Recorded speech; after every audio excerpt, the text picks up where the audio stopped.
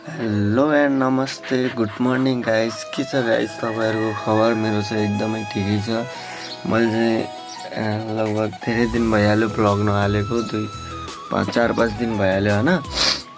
अलिकति टाइम पनि थिएन, त्यही भएको हुनाले चाहिँ भ्लग हालेको होइन। आज चाहिँ फेरि तपाईँहरूको सामु नयाँ भ्लग ल्याइसकेको छु, एकदम माया गरिदिनु होला।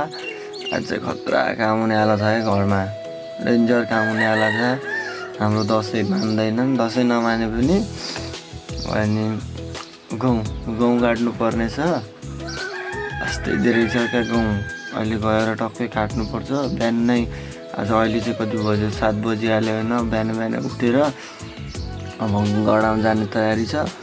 फेरि गएर उता गहुँ काटिन्छ, हेर्नु होला। गहुँ काटेको भिडियो पनि राखिदिन्छु, सबैजनालाई एकदम माया देखाइदिनु होला।